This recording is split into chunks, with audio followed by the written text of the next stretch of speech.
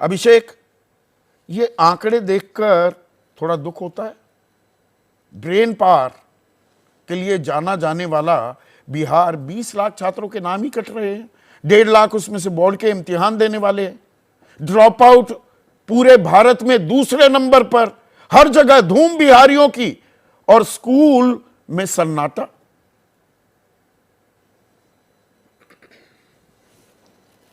संदीप जी, मैं बिहार से आता हूं और बिहार का इतना गुणगान करने के लिए, बिहार की मेधा और प्रतिभा को पहचानने के लिए पहले तो आपको साधुवाद। दूसरा, गड़बड़ी किसी भी पैमाने पर 20 लाख छात्रों के अगर नाम कटे हैं तो उसके कारण बहुत से हो सकते हैं।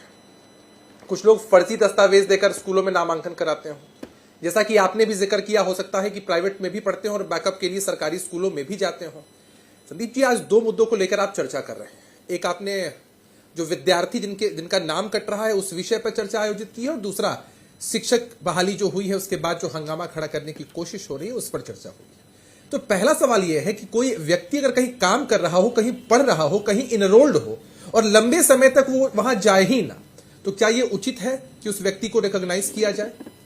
कोई व्यक्ति अगर किसी खास कारण से, स्वास्थ्य कारणों से हो या अन्य कारणों से हो, अनुपस्थित रहता है तो उन चीजों को वो बता सकता है। तो बिहार की सरकार और शिक्षा विभाग की प्राथमिकता है कि कहीं किसी भी प्रकार की गड़बड़ी को बर्दाश्त नहीं किया जाए।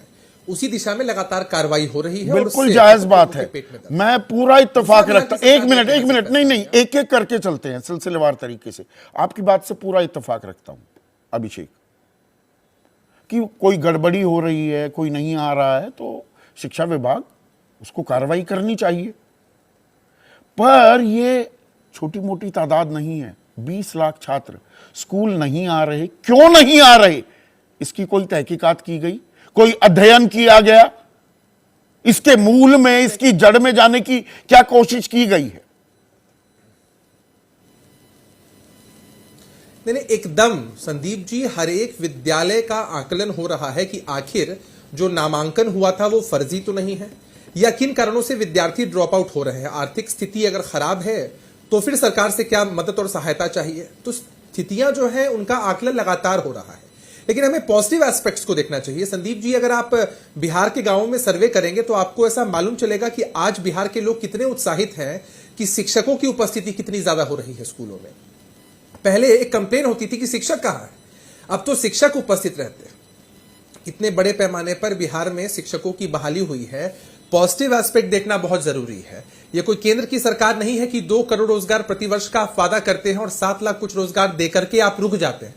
बिहार की सरकार ने अपने संकल्प से, नीतीश कुमार जी ने अपने नेतृत्व की क्षमता से इस बात को साबित किया है कि इतने बड़े पैमाने पर भी नियुक्ति हो सकती है। अभिषेक, सरकारी कर्मियों मैं का कोई नकारात्मक व्यक्ति नहीं हूं, मैं बहुत सकारात्मक हूं।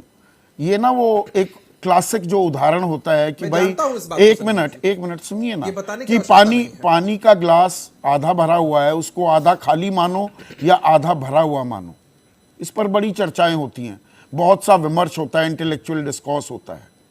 आपने अभी कहा 1,70,000 शिक्षकों की भर्ती की गई, अच्छा किया, पर इसका दूसरा पहलू ये है कि सालों से 1,70,000 शिक्षकों की कमी थी सालों से बिहार में। इसका एक पहलू यह भी है ना। देखिए, हमने शुरू में ही कहा कि हम लोग बहुत सकारात्मक पहलू देख करके चलते हैं। लंबे समय से कोई चीज अगर कोर्ट में लंबित है, किसी खास साजिश के तहत अगर लंबित रखने की कोशिश भी की है, सभी चीजों को पार करके बिहार की सरकार ने फैसला लिया। संदीप जी, आपने टैगलाइन चलाया, आपके टैगलाइन से मैं उतना सहमत नहीं हूं। मैं मानता हूं कि बिहार में पढ़ाई, कमाई, दवाई, सिंचाई, कार्रवाई और सुनवाई का माहौल है।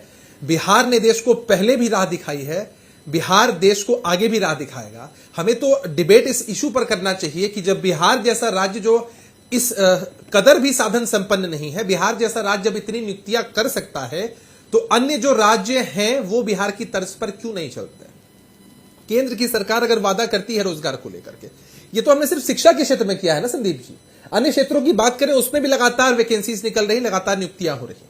पॉजिटिव एस्पेक्ट यही है कि 1,25,000 लोग अब शिक्षक बनने वाले हैं। बन चुके हैं, उनका रिजल्ट आ चुका है बीपीएससी के माध्यम मैं से आऊंगा, उस पर गड़बड़ जाने की बात पर आऊंगा। घर जाइए, सर्वे कराइए। नहीं, भाजपा के जहां विधायक जीते होंगे वहां भी है ये चीजें। अगर ये ड्रॉप आउट रेट रहेगा, साक्षरता दर बिहार की 61% पर ही अटकी रहेगी। ये तो मेधा इतनी है बिहारियों में कि विपरीत और विषम परिस्थितियों में भी वो आगे निकल आते हैं, पर कितने अपने गांव देहात में ही सिमट कर रह जाते हैं, सवाल ये है। नहीं, उनके लिए भी सरकार की तरफ से लगातार व्यवस्था की जा रही है। राइट टू एजुकेशन एक्ट के तहत भी जितने स्कूल्स होने चाहिए, जो इंफ्रास्ट्रक्चर होने चाहिए, उस दिशा में लगातार काम हो रहा है।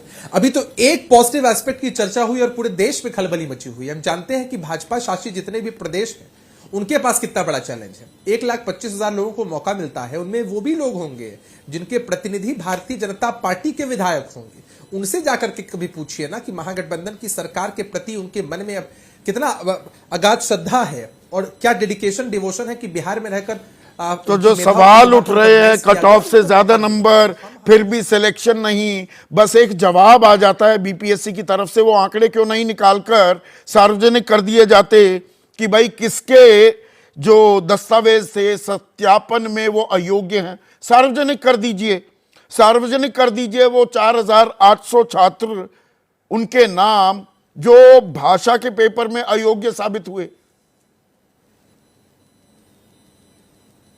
संदीप जी, समझने की आवश्यकता होती है।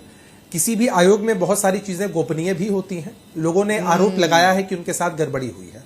भाजपा के लोग चिल्ला चिल्ला कर कहते हैं, ये व्यापम वाले लोग हैं ना, ये व्यापम वाले ही लोग हैं जो चिल्ला चिल्ला कर कह रहे हैं, क्योंकि इनको मालूम है ना कि किस तरह से व्यापम घोटाला किया जा सकता है। इसलिए सरकार की छवि खराब करने के लिए इनके पास कोई अब रास्ता और चारा नहीं बच गया है। राइट टू इंफॉर्मेशन एक्ट का जो प्रावधान है वो सबके पास है और बहुत सारे ऐसे पहलू होते हैं जिनको सार्वजनिक नहीं किया जा सकता। ऐसी कौन सी इसमें अब जब राष्ट्रीय सुरक्षा या राजकीय सुरक्षा का ऑफिशियल सीक्रेट एक्ट का ऐसा कौन सा मामला है इसमें, बता दीजिए। मैंने कहा ना आपको कि हर आयोग हो, हर बोर्ड हो, हर निगम हो, काम करने का अपना एक तरीका होता है।